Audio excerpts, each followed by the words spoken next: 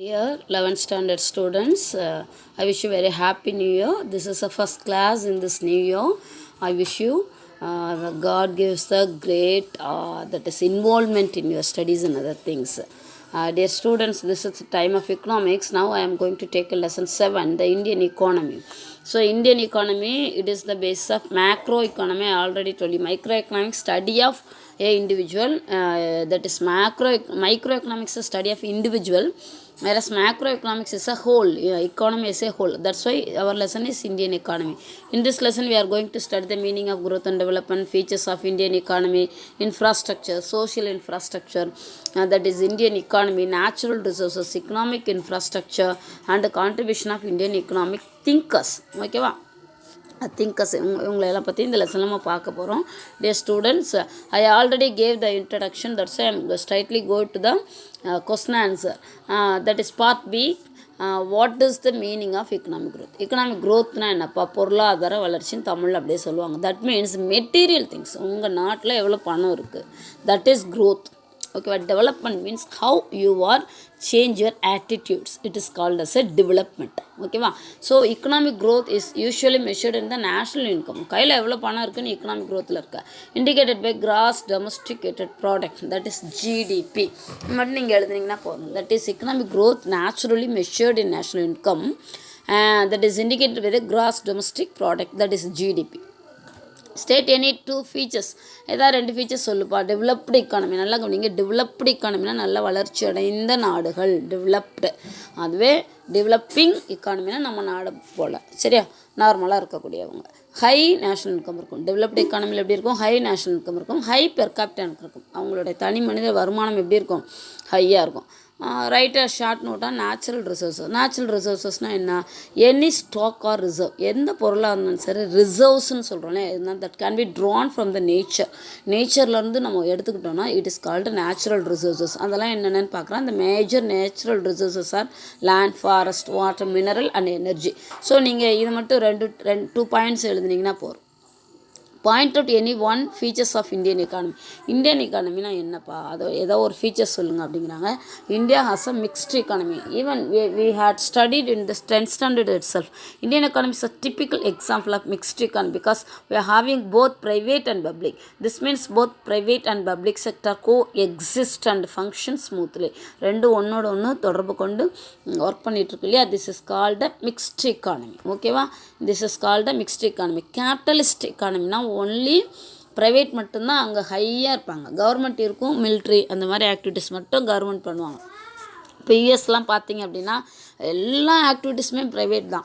Only military அந்த மாதிரி, police அந்த மாதிரி ஒர்க் மட்டும் யார் பண்ணுவோம் அப்படின்னா கவர்மெண்ட் பண்ணும். சரி, ஆனால் இங்கே அப்படி கிடையாது. எஜுகேஷனாக இருக்கட்டும், டிரான்ஸ்போர்ட்டாக இருக்கட்டும், எல்லாம் மிக்ஸ்டாக இருக்குது. சரியா? So that's why it is called a mixed economy.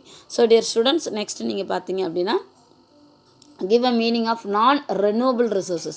இப்போ உங்களுக்கே நல்லா தெரியும், சின்ன கிளாஸ்லேயே நம்ம படிச்சுக்கோம். renewable resources, non-renewable, easily we get அப்படின்னா renewable, we couldn't get easily, that is it takes too time அப்படின்னா it is non-renewable. The source of energy which it cannot be renewed or reused are called non-renewable energy sources. That is basically these are the energy sources which will get exhausted over a period of time.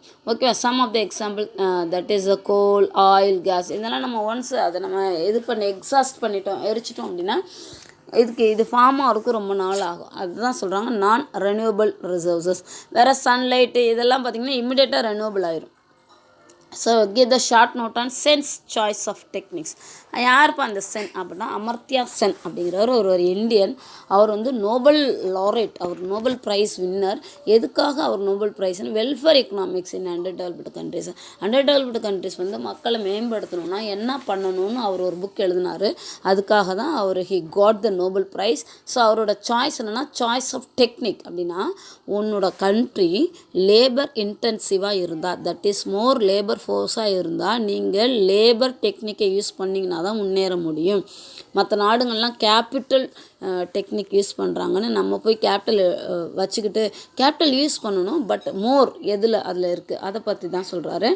அப்படி use பண்ணிங்கன்னா நீங்கள் கஷ்டம். Because இங்கே unemployment இருக்கும். Unemployment இருந்துன்னா நம்ம சம்பளம் கொடுக்கலன்னா எப்படி அவங்க மேலே வர முடியும்? சரியா? அதான் சொல்கிறாரு சென்னா அமர்த்தியா சென். இவர் choice of technique was a research work that is where he argued that in a labor surplus economy னா மோர் லேபரை வச்சுருக்கக்கூடிய economy, generation of employment cannot be increased at the initial stage by the adaptation of the capital intensive technique. நீங்கள் capital intensive டெக்னிக்கை adapt பண்ணீங்க அப்படின்னா you couldn't get employment in your country அப்படின்னு சொல்லி அவர் சொல்கிறார். ஸோ புரிஞ்சுருக்குன்னு நினைக்கிறேன்.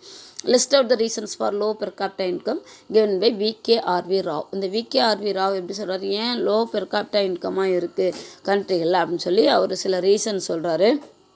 அன்இக்கனாமிக் ஹோல்டிங்ஸ் வித் சப்டிவிஷன்ஸ் அண்டு ஃப்ராக்மெண்டேஷன்ஸ். நல்லா கவனிங்க, அன்இக்கனாமிக் ஹோல்டிங்ஸ் அப்படின்னா எல்லாருமே எப்படி சொல்கிறாங்க, அந்த தட் மீன்ஸ் பீப்புள் என்ன பண்ணுறாங்க அப்படின்னா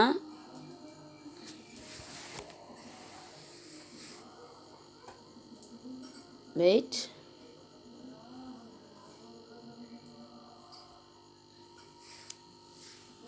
பீப்புள் என்ன பண்ணுறாங்க அப்படின்னா தட் இஸ் அன்இக்கனாமிக் அவங்க வேலை பார்க்காமே லேண்ட் வச்சுருக்குறாங்க.